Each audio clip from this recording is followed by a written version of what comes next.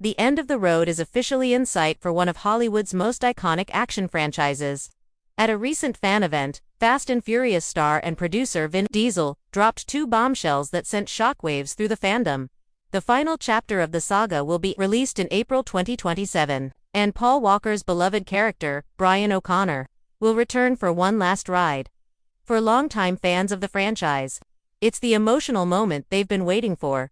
A farewell not just to fast cars and furious action, but to the heart and soul of a brotherhood that has spanned over 2 decades. The announcement, heard round the garage, during his surprise appearance at a car culture festival in California.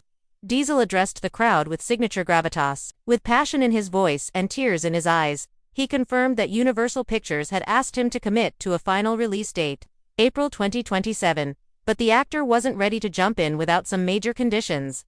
"I told them I'd do it," Diesel said, "but only if we went back to our roots. That means we go back to Los Angeles.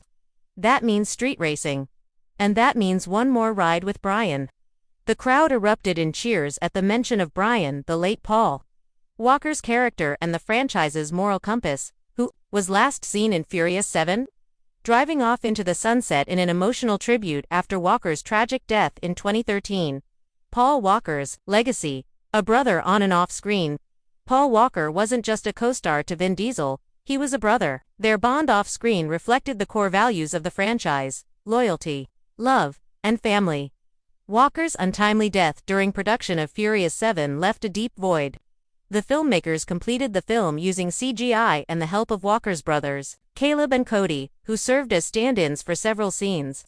The final sequence, with Brian and Dom partying ways on separate roads, became one of the most unforgettable and heart-wrenching scenes in cinematic history.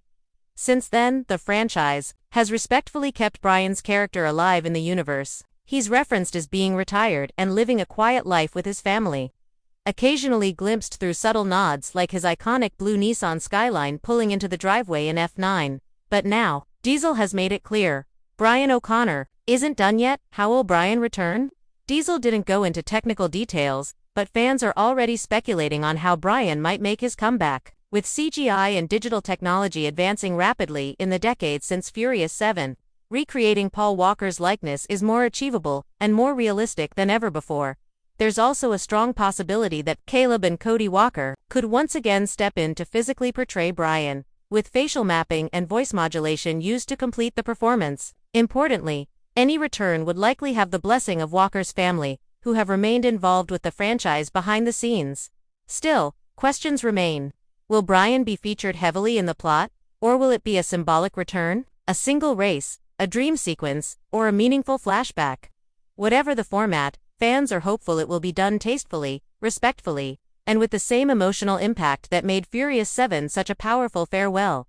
A return to the roots. Diesel's insistence on taking the final film back to Los Angeles and re-embracing street racing culture is a clear nod to where it all began. The original, The Fast and the Furious 2001, was grounded in the underground racing scene of East LA, before the series pivoted to global heists, espionage, and action set pieces rivaling the biggest blockbusters.